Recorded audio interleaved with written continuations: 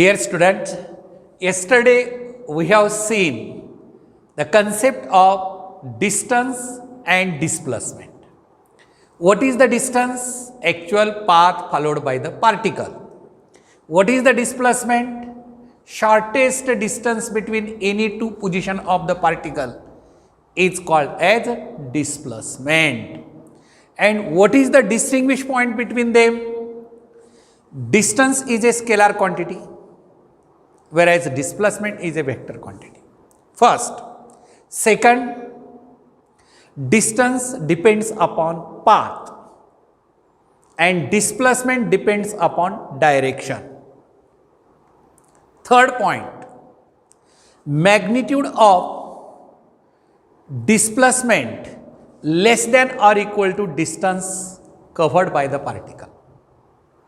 And fourth point, distance have many values depending upon path, whereas the displacement have a single values.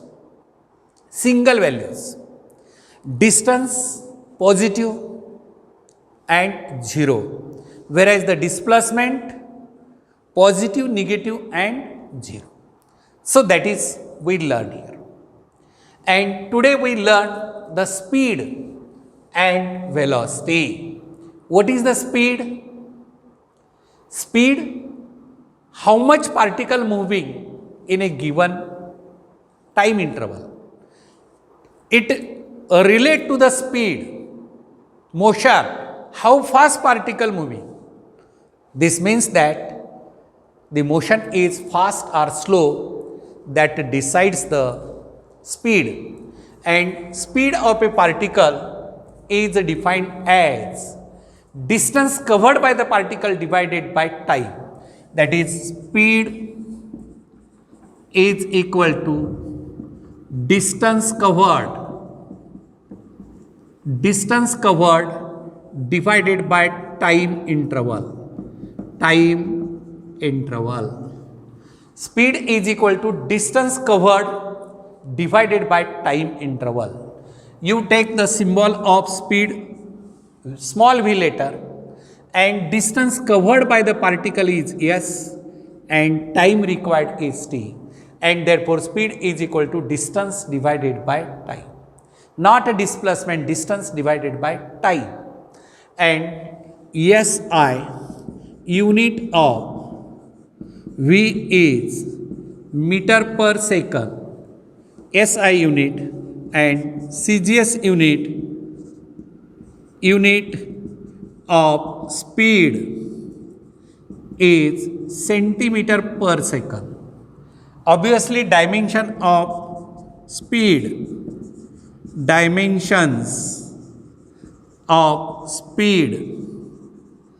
is L1 M0 T raised to minus 1, 101 speed. Is it a vector or scalar? Speed is a scalar quantity. Speed is a scalar quantity. Speed is a scalar quantity because it is the distance divided by time. Distance is a scalar, time is a scalar, and therefore speed is a scalar quantity. Now, this is the definition of the speed. Next, uniform speed.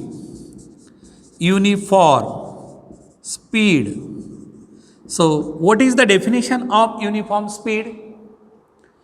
The particle is moving along a straight line. You take here, this is a straight path and this is origin. Particle move to A, then B, then C and then D. Corresponding time interval T1, T2, T3 and T4. And displacement S1, S2, S3 and S4. So that for uniform speed, definition of the uniform speed, the particle covers equal distance in equal intervals of time. Suppose from O to A 100 meter, time is 10 seconds.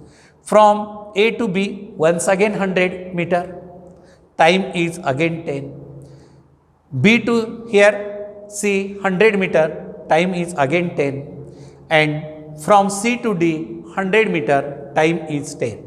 So that the particle covers equal distance in equal intervals of time. Definition of uniform speed means the particle covers equal distance in equal intervals of time. So that is, you write here equal distance in equal intervals of time.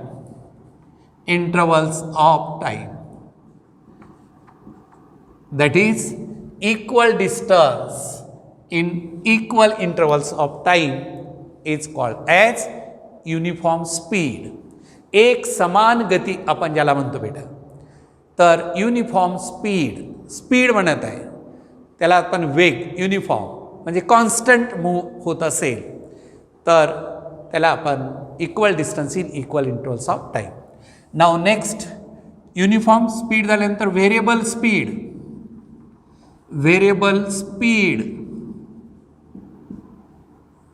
So what is the variable speed? What is the definition of variable speed? The particle covers unequal distance in equal intervals of time, or equal distance in unequal intervals of time, or both unequally changes. लक्षात येतं, हे distance equal असेल, time unequal असेल, और distance unequal असेल, time equal असेल, किंवा दोन्हीही अनइक्वल. लक्षात येतं ना, distance unequal, time equal. Distance equal, time unequal, or distance and time both changes unequally. Distance and time changes unequally. Distance unequal, time unequal, distance equal, time unequal, and both are unequally changes, and that speed is called variable speed. Next definition, that is instantaneous speed.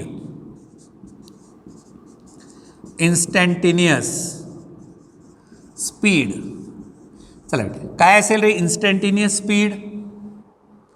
Speed of a particle at a particular instant, that is speed of a particle at a particular instant of time. Speed of a particle at a particular instant of time is called as instantaneous speed. And we have the speedometer. काय असतं बेटा speedometer? माहीत आहे तुम्हाला? Speedometer म्हणजे कोणतं? Bike जे असेल ना आपलं टू व्हीलर, बाईकवरती जो पॉइंटर दाखवतो तो स्पीडोमीटर म्हणतात.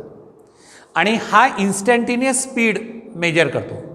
इन्स्टंट टू इन्स्टंट स्पीड बदलते. ॲक्सलरेटर वाढवलात स्पीड वाढते, समोर ऑब्स्टॅकल आल्यानंतर आपण ब्रेक अप्लाय केला स्पीड कमी होते. आणि पर्टिक्युलर तो पॉइंटर असा पुढे जातो, परत मागे येतो, पुढे जातो. म्हणजे जसं ॲक्सलरेटर वाढवलात, कमी केलात किंवा ब्रेक अप्लाय केलात तर तो पॉइंटर तशा पद्धतीनं स्पीड मेजर करतो. म्हणून त्याला आपण काय म्हणतो? Speedometer means instantaneous speed is measured with the help of this meter, that is called speedometer. किंवा दुसरं एक नाव लक्षात ठेवा, ओडोमीटर सुद्धा म्हणतात. स्पीडोमीटर और odometer which measures the instantaneous speed. Instantaneous speed शब्दामध्येच अर्थ आहे. This speed vary instant to instant and speed of a particle at a particular instant is called as instantaneous speed. Right. आता त्यानंतर बेटा average speed. Instantaneous speed झाल्यानंतर average speed.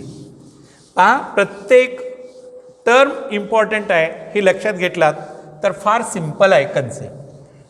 Average speed, average speed त्याला V average symbol म्हणतात. Average speed is equal to total distance divide by total time. आता particularly average speed याचं example देतो मी. समजा आपण इथून एक पार्टिकल निघाला ए पासून, इथून इथपर्यंत गेला बीला, परत सीला, परत डीला आणि परत ईला असेल. राईट आहे. हे इथून इतकं डिस्टन्स किती आहे, म्हणजे इथून इथपर्यंत तो पार्टिकल गेला किती वेळेमध्ये आणि किती डिस्टन्स, म्हणजे total distance divided by total time. Average distance divide by time is called as, किंवा distance over a time interval. Average speed is equal to distance covered by a particle over a time interval. So that is, and this average time interval. आणि जर time interval लहानात लहान करत गेलात, time interval is to be very very small. Average value and instantaneous value coincides. आता बेटा average आणि instantaneous value, ॲव्हरेजचा अर्थ काय, सुरुवातीपासून घ्यायचं, इन्स्टंटेनियस पर्टिक्युलर. आता समजा या एवढ्या टाईम इंटरवल, हे एवढं डिस्टन्स टाईम इंटरवल कमी कमी कमी करत करत करत गेला तर काय होतं, हे दोन्ही कोइन्साइड होतात. म्हणजे समजा मी म्हटलं तुम्हाला डेल्टा टी टाईम आपण घेतला 20 सेकंद आणि डेल्टा एस डिस्प्लेसमेंट असेल 100 मीटर. ॲव्हरेज स्पीड म्हणजे delta S upon delta T आपण घेतो. आता हे टाईम इंटरवल मी डेल्टा टी टेंड्स टू 0 असं म्हणलं तर डेल्टा टीची किंमत 0.1 सेकंद असं घेतलं. 20 सेकंदच्या नंतर 0.1 म्हणजे दोन्हीकडे कमी कमी करत करत करत गेला तर एकाच याला कोइन्साइड होतं. म्हणजे ॲव्हरेज व्हॅल्यू आणि instantaneous value particular delta T tends to 0 असेल तर कोइन्साइड होतात यामध्ये. आणि मग आपण याला काय म्हणायचं, average speed. Average speed means total distance divided by total time is called as average. नाहीतरी आपण सरासरी कशी घेतो बेटा, सांगा बरं मला, सरासरी कशी घेतो आपण. म्हणजे समजा 5 रिडिंग दिले असेल तर 5ची बेरीज भागिले 5 असं घेतो, ॲव्हरेज असतं ते. तसं ॲव्हरेज स्पीड, इन्स्टंटेनियस स्पीड, आणि त्यानंतर आता पुढे आपण ॲव्हरेज काढण्याच्या वेगवेगळ्या पद्धती आहेत. So that is equal to here average speed. पहा आता खूप इम्पॉर्टंट आहे, ऑब्जेक्टिव्स नेहमी विचारलेले आहेत त्याच्यावरती न्यूमरिकल्स, म्हणून खूप लक्ष द्या. ॲव्हरेज स्पीड 3 टाईपचे ॲव्हरेज आहेत. ॲव्हरेज स्पीड, हेडिंग ॲव्हरेज स्पीडचं द्या. आणि पहिलं पहा, आता तुम्ही फसाल, मी तुम्हाला एक्झाम्पल देतो, तुम्ही फसाल. हा पार्टिकल इथं आहे, मी अगोदर सांगत आहे ए पोझिशनला पार्टिकल आहे आणि तो बी पोझिशनला पार्टिकल गेलेला आहे. राईट, एकडून बीकडे. आता एकडून बीकडे जातो त्यावेळेस त्याची स्पीड आहे 10 मीटर पर सेकंद. एकडून बीकडे जातो पार्टिकल जातो, कारण स्पीड ही स्केलार क्वांटिटी आहे, डायरेक्शनचा काही इम्पॉर्टन्स नाही, मी ऑलरेडी तुम्हाला सांगितलं. त्यानंतर तो पार्टिकल रिटर्न आला त्यावेळेस त्याची स्पीड किती असेल, 15 मीटर पर सेकंद घेतलं बेटा. एकडून बीकडे 10 मीटर पर सेकंद, बीकडून एकडे 15 meter per second. What is the average speed, what is the average speed. तुम्ही म्हणत असतील काही विद्यार्थी, हे काय 11वीचं थोडंच आहे का, अरे सरासरी आहे. तुम्ही म्हणालाल ए प्लस बी डिवायडेड, म्हणजे काही विद्यार्थी म्हणत असतील की V average is equal to V A plus V B divide by 2. That is 10 plus 15 divide by 2, तर 25 डिवाइड बाय 2 म्हणजेच 12.5 मीटर पर सेकंद. बरोबर आहे. असाच विचार केला असेल ना तुम्ही. मी परत काय सांगतो लक्षात ठेवा. ए कडून बी कडे गेलेला आहे, बी कडून परत ए कडे आलेला आहे. ए कडून बी कडे जात असताना त्याची स्पीड आहे 10 मीटर पर सेकंद आणि रिटर्न जेव्हा येतो त्यावेळेस त्याची स्पीड आहे 15 meter per second. Find the average speed during the journey, असं क्वेश्चन विचारला. तर मला वाटतं आहे की मेजर विद्यार्थी, मी नेहमी विचारतो हा क्वेश्चन, मेजर विद्यार्थी याचा आन्सर देतात व्ही ए. इकडे जात असतानाची ही व्ही ए असं म्हणू तुम्हाला, आणि रिटर्न येत असतानाची व्ही बी असं जर म्हणलं तर काय येतं बेटा, V average is equal to V A plus V B divide by 2, आणि तुम्ही directly 12.5 meter per second, 12.5 meter per second याची स्पीड तुम्ही वर्कआउट करता, कॅल्क्युलेट करता. तर ठीक आहे, तर याचा आन्सर हे बरोबर नाही. मग कोणत्या याच्यामध्ये चूक आहे? आतापर्यंत आम्ही शिकलं चुकीचं शिकलं का असंच वाटत असेल. तुम्ही शिकलेलं बरोबर आहे पण कंडिशनमध्ये इथं बरोबर नाही. तर तुम्हाला आता नंतर लक्षात येईल कशा पद्धतीने त्याचं आन्सर करेक्ट असेल. पहा बेटा, यामध्ये काय आहे, 3 टाईपचे ॲव्हरेज आपण घेतो. पहिल्यांदा डिस्टन्स कॉन्स्टंट ठेवतो आणि टाईम व्हेरिएबल आहे. नंतर टाईम कॉन्स्टंट ठेवतो, डिस्टन्स व्हेरिएबल करतो, आणि नंतर दोन्ही व्हेरिएबल करून ॲव्हरेज घेत असतात. म्हणून या ठिकाणी काय, फर्स्ट ॲव्हरेज स्पीडमध्ये फर्स्ट काय म्हणलं मी, average speed when distance is constant, when distance is constant. पहा बेटा, मी काय म्हणतो, ॲव्हरेज काढायचं आहे पण डिस्टन्स कॉन्स्टंट ठेवलेलं आहे. आलं का लक्षात? तर V average is equal to A पासून बी पर्यंतचं डिस्टन्स एस आहे, प्लस रिटर्नचं डिस्टन्स किती आहे, एसच. ए कडून बी कडे जेवढं आहे तेवढंच बी कडून ए कडे डिस्टन्स आहे ना, एस घेतलं. ए कडून बी कडे डिस्टन्स जे आहे एस घेतलं, आणि बी कडून ए कडे एसच असेल, तेवढंच आहे, डिस्टन्स नाही. Divided by time T1 plus T2. Time मात्र मी वेगळं घेणार आहे कारण वेगळा राहतो. ही लो स्पीड आहे, जास्त टाईम लागतो, रिटर्नला हाय स्पीड आहे, कमी टाईम लागतो. टाईम T1 T2 सारखं नसतं, T1 आणि T2. म्हणजे काय आपला बेसिक फॉर्म्युला आहे, average is equal to total distance divide by total time. Total distance S plus S divided by T1 plus T2, किंवा ए बी प्लस बी ए, काही सिम्बॉल घ्या, divide by T1 plus T2, T1 plus T2, and that is V1 is equal to S upon T1 and V2 is equal to S upon T2. आलं का रे लक्षात? Speed is equal to distance divide by time. तर बेटा इथं काय येणार आता, T1 is equal to S divide by V1 and T2 is equal to S divide by V2. तर इथं T1 T2 व्हेरिएबल आहेत, त्या ठिकाणी ठेवून टाका किमती. काय येईल, S plus S divided by S divide by V1 plus S divide by V2 and that is equal to 2s. बरोबर आहे ना, वरची बेरीज केली, 2s divide by S common काढलं आणि 1 upon V1 plus 1 upon V2 that is equal to divide by V1 V2 and that is equal to 2V1 V2 divided by V1 plus V2. 2 times V1 V2 divided by V1 plus V2. So that is the average speed. Average speed is equal to 2V1 V2 हा formula. आता या फॉर्म्युल्यात तुम्ही दिलेल्या किमती ठेवा, म्हणजे कळेल तुम्हाला की रिझल्ट बरोबर येईल का चुकीचा येईल आणि कशामुळे आपण घेतो. तर तीही बेसिक आयडिया तुमची क्लिअर होऊन जाईल. इथं ठेवा, तुम्हाला फॉर्म्युला दिला मी, केव्हा वापरायचा हा फॉर्म्युला, डिस्टन्स कॉन्स्टंट असेल तर, टाईम कॉन्स्टंट नाही, डिस्टन्स बेटा.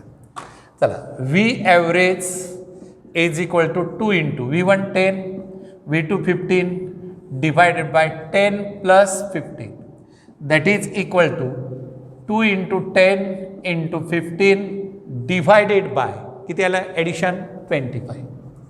5 ने कॅन्सल केला, इथं आलं 2 आणि परत 5 इथं घेतलं 3 किती आलं 3 दुणे 6 6 दुणे 12 12 मीटर पर सेकंद. आपण किती काढलं होतं बेटा तिथं 12.5 काढलं होतं आहे का नाही 12.5 meter per second.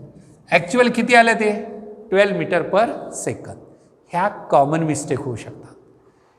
A to B B to ए आलं डिस्टन्स कॉन्स्टंट असेल तर हा फॉर्म्युला डायरेक्ट वापरायचा 2 times V1 V2 divided by V1 plus V2.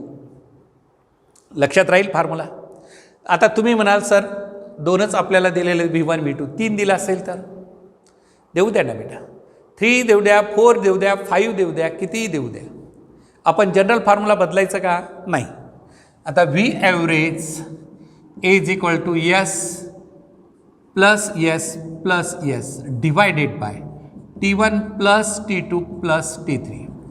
Solve करून दाखवतो नंतर लॉजिकली आपल्याला डायरेक्ट पुटअप करता येतं. तर काय येईल 3S divided by S upon V1 plus S upon V2 plus S upon V3. अगदी स्लोली सावकाश सोडवायचं स्वतः तुम्ही. And that is equal to 3S divide by S into LCM घ्या V1 V2 V3 LCM इथं तर किती आलं V2 V3 plus V1 V3 plus हां सांगा काय प्लस V1 V2 राईट आहे. S cancel 3V1 V2 V3 divided by काय आलं रे V1 V2 पहिल्यांदा हे लिहितो plus V2 V3 plus V1 V3. हा फॉर्म्युला 3 दिला असेल तर V ॲव्हरेज आणि बॅकचे पेपर रेफर केला तर हे सुद्धा फॉर्म्युलाच विचारलेला आहे तुम्हाला.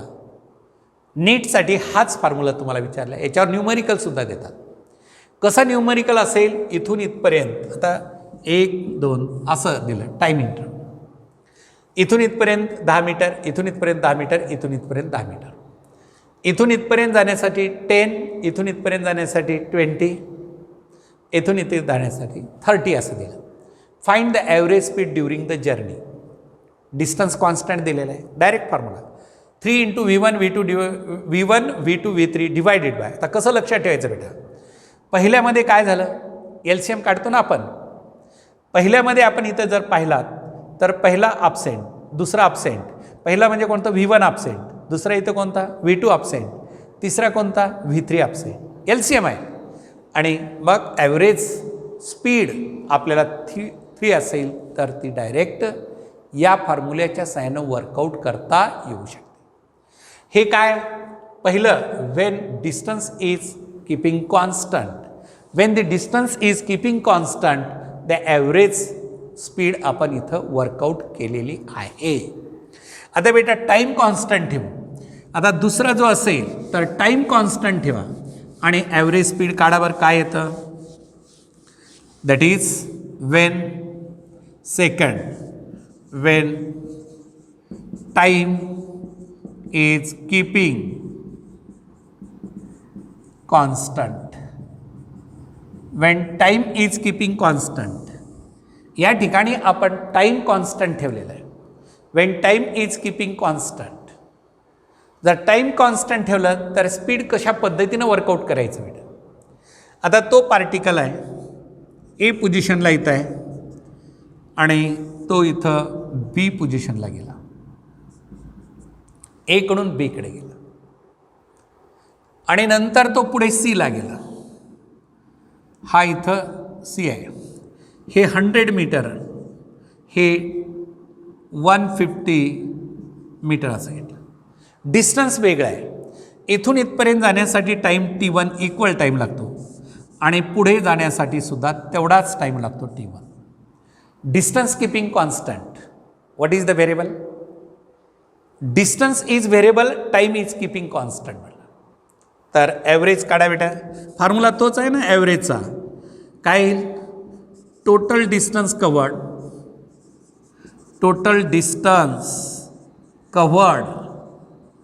Divided by time interval. Total distance covered divided by time interval. चला बेटा टोटल डिस्टन्स किती रे S1 plus S2 divided by time t plus t. Time t plus t. And that is equal to here S1 plus S2 divided by 2 times t. Divided by 2 times t. आता S1 ची किंमत काय येईल? V1 is equal to S upon T, S1 upon T1 and therefore S1 is equal to V1 into T. Similarly, S2 बरोबर काय येते बेटा? S2 is equal to V2 into T आली आणि मग आपल्याला V average बरोबर V average is equal to V1T plus V2T divided by काय 2 times T. T कॉमन काढून कॅन्सल करा. V1 plus V2 divided by 2. V1 plus V2 divided by 2 is the V average. म्हणजे आपण जे घेतलं होतं सुरुवातीला ते टाईम कॉन्स्टंट असेल तर ते ॲव्हरेज आहे. डिस्टन्स कॉन्स्टंट असेल तर नाही. टाईम कॉन्स्टंट असेल तर सिम्पल अरिथमॅटिक. आणि याला काय म्हणतो माहिती आहे का आपल्याला?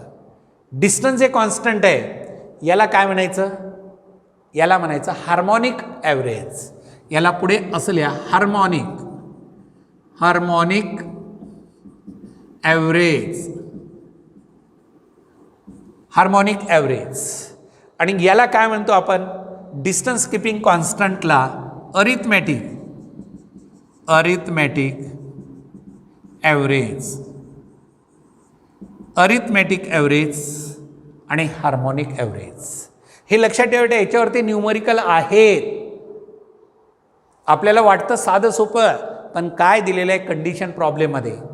एक्झामिनर्स नेहमी काय टेस्ट करतात? सिन्सिअरिटी, हार्डवर्कनेस हे सर्व टेस्ट करत असतात. म्हणून कोणत्या टाईपचा प्रॉब्लेम आहे ॲनालाइज करता आलं पाहिजे. प्रॉब्लेम तर ॲव्हरेजचाच आहे, पण 2 टाईप झाले, तिसरा एक घेतो म्हणजे ॲनालाइज कशा पद्धतीनं करतात. टाईम कॉन्स्टंट दिले का? तर टाईम कॉन्स्टंटचा फॉर्म्युला वापरायचा. V average is equal to V1 plus V2 divide by 2. आणि जर डिस्टन्स कॉन्स्टंट असेल तर 2च दिला असेल तर फॉर्म्युला कोणता? 2 times V1 V2 divide by V1 plus V2. 2 times V1 V2 divide by V1 plus V2 हा फॉर्म्युला म्हणजे फॉर्म्युल्यांचा खेळ आहे. फिंगर टिप्स ज्याला आपण म्हणतो. बोटावरती नाचवले पाहिजेत फॉर्म्युले आपल्या. आपण नाही नाचायचं, फॉर्म्युल्याला नाचवलं पाहिजे म्हणजे फिंगर टिप्स आपण ज्याला म्हणतो. तर तशा टाईपचे आपल्याला इथं. आणि आता तिसरा ॲव्हरेज काय असेल? दोन्हीही कॉन्स्टंट नसेल तर neither distance constant nor speed constant. How to take the average? That is third type of the average. म्हणजे तिसऱ्या टाईपचं जे ॲव्हरेज काढण्याची मेथड आहे ती म्हणजे neither distance constant nor time constant both are variable. म्हणजे आपण काय लिहिणार थर्ड टाईपच्या ॲव्हरेजमध्ये? That is distance and time both variable. Distance and time, distance and time both are variable. Both are variable. पहा बेटा, कन्सेप्टमध्ये क्लॅरिटी अत्यंत इम्पॉर्टंट आहे. माइंडमध्ये आपल्याला काय सांगितलेलं आहे क्लिअर अंडरस्टँडिंग होत असेल तर अजिबात अडचण येत. दोन्हीही व्हेरिएबल असेल तर जनरल फॉर्म्युला आपल्याला वापरायचा. कोणता वापरणार? V average is equal to total distance divided by total time. Total distance divided by total time. आता टोटल डिस्टन्स किती असेल? S1 plus S2 plus S3 plus and so on असेल. And corresponding time each and every distance unequal intervals of time, and that is T1 plus T2 plus T3 plus and so on, plus and so on. And so this average speed मी म्हणत आहे can be calculated by using the simple mathematical formulae average and harmonic. arithmetic average and harmonic average, and with the help of this we learn the average speed. आणि याच्यावरती काही numericals आहेत बेटा, हे numerical आपण learn केलं पाहिजे. आणि म्हणून मी काय दिलं तर स्पीड हे छोटं सबबिट आपण कंप्लीट केलेलं आहे. आता त्यानंतर म्हणजे काय, व्हेलॉसिटी लर्न करूया. आणि व्हेलॉसिटी लर्न केल्यानंतर या दोन्हीमधला डिफरन्स काय आहे, स्पीड आणि व्हेलॉसिटीमधला डिफरन्स काय आहे. Next point is the velocity. Yes, सांगा बरं बेटा, व्हॉट इज व्हेलॉसिटी. व्हेलॉसिटी, आता एक पार्टिकल आहे इथं, हा ए पोझिशन आणि इथं बी पोझिशन, आणि हा ओरिजिन आहे याचा, इथून इथपर्यंत डिस्प्लेसमेंट S1 किंवा along x axis one dimensional motion. आता पुढे आपल्याला लर्न करायचं one dimensional, two dimensional and three dimensional motion. म्हणजे एकच कॉर्डिनेट चेंज होत असेल तर वन डायमेन्शनल मोशन म्हणायचं.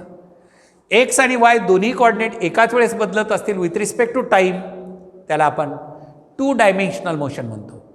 आणि स्पेस किंवा थ्री डायमेन्शनल मोशनमध्ये एक्स, वाय आणि झेड कॉर्डिनेट सायमल्टेनियसली बदलत असतील तर त्याला आपण थ्री डायमेन्शनल मोशन म्हणतो किंवा त्याला आपण स्पेसमधली मोशन म्हणतो. One dimensional motion, two dimensional motion and three dimensional motion. पाहूया आपण पुढे. आता हा पार्टिकल ओरिजिनपासून x1 आणि करस्पॉन्डिंग टाईम t1, आणि तो पार्टिकल ओरिजिनपासून x2, आणि ॲक्च्युअली पार्टिकल कुठून कुठपर्यंत गेला आहे, इथून इथपर्यंत गेला. कुठं, ए पासून बी पर्यंत. तर याचं डिस्प्लेसमेंट किती आलं, displacement of this particle from A to B म्हणलं तर काय येते बेटा, x2 मायनस x1. समजा इथून इथपर्यंत 100 आहे, किती म्हटलं मी, इथून इथपर्यंत 100 आहे आणि इथून इथपर्यंत 10 आहे. 100 मायनस 10 म्हणजे नेट डिस्प्लेसमेंट आपण ज्याला म्हणतो. आणि याच्यासाठी इथून तिथपर्यंत जाण्यासाठीचा टाईम इंटरवल, आणि त्याला टाईम इंटरवल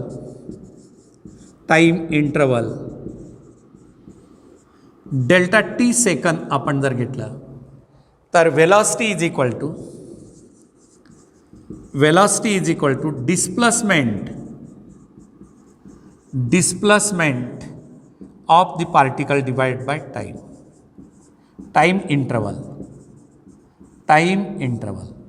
आता डिस्प्लेसमेंट आपण जर डेल्टा एक्स घेतलात बेटा, इथं वेक्टर क्वांटिटी, डिस्प्लेसमेंट वेक्टर आहे, डिस्टन्स स्केलर आहे, and divided by time interval delta T, this is equal to velocity.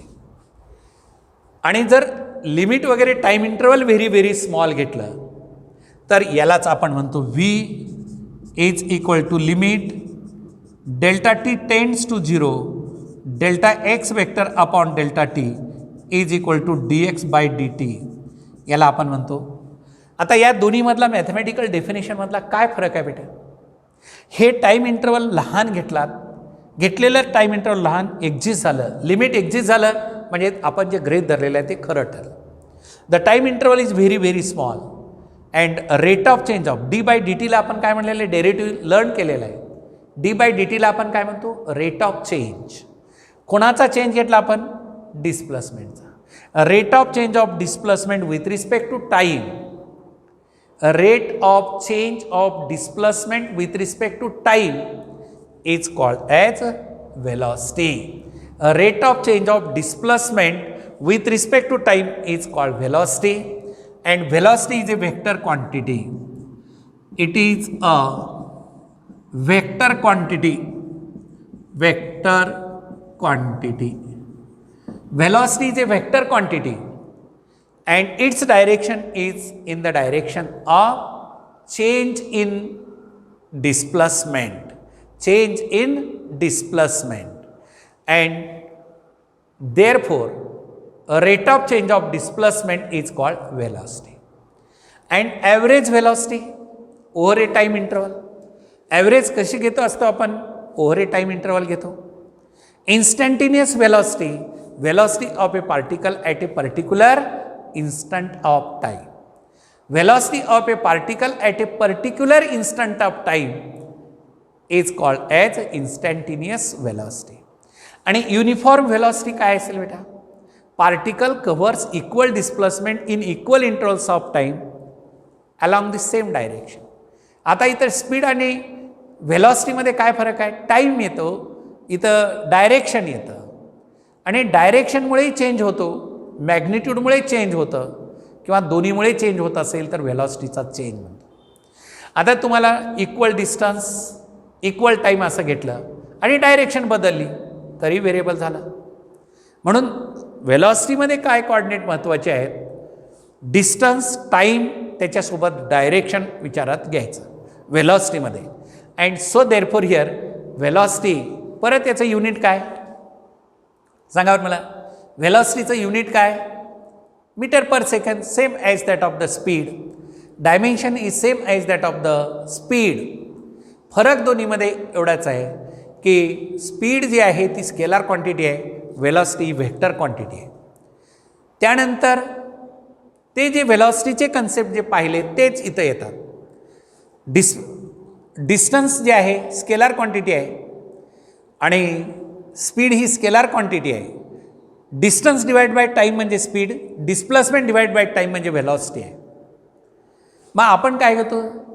Speed positive value, zero value, आणि व्हेलॉसिटी पॉझिटिव्ह, निगेटिव्ह आणि झिरो व्हॅल्यू. स्पीडला मेनी व्हॅल्यूज आहेत, पण velocity is a single value. Velocity is a single valued. का single valued आहे? कारण path बदलला तर speed बदलते. डिस्प्लेसमेंटमध्ये तसं नाही ना. डिस्प्लेसमेंट दोन पार्टिकलमध्ये कोणत्याही मार्गाने जा, डिस्प्लेसमेंट कॉन्स्टंट असतं, म्हणून व्हेलॉसिटी कॉन्स्टंट असते. व्हेलॉसिटी कॉन्स्टंट असते म्हणून याला व्हेलॉसिटीला सिंगल व्हॅल्यूड म्हणतात आणि स्पीडला मेनी व्हॅल्यूड असं म्हणतात. आता magnitude of displacement is called less than or equal to distance covered म्हणतात. तसं या ठिकाणी सुद्धा magnitude of velocity less than or equal to distance less than or equal to speed of the particle, less than or equal to speed of the particle, म्हणजे तेच concept इथं repeat होत राहतात स्पीड आणि व्हेलॉसिटीमध्ये बेटा. आणि मग हे जे असेल स्पीड आणि velocity, uniform velocity, same definition, फक्त डायरेक्शन सेम डायरेक्शन असेल तर कॉन्स्टंट. बाकी मॅग्निट्यूड पार्ट जो असेल तो स्पीडचाच आहे. मॅग्निट्यूड जो पार्ट आहे तो स्पीडचाच आहे. आणि मग आपण इथं जे कन्सेप्ट होता कोणता? स्पीड आणि व्हेलॉसिटीचा, हा आपण इथं क्लिअर केलेला आहे. तर काय काय शिकलं आपण इथं? तर पहिल्यांदा आपण स्पीड, त्याची डेफिनेशन, त्याचे टाईप्स आणि average speed when distance keeping constant, average speed when time keeping constant, average speed when both are variables, and various type of the velocities. आता बेटा पुढे नेक्स्ट जे असेल ते आपण नेक्स्ट पिरियडला पाहू.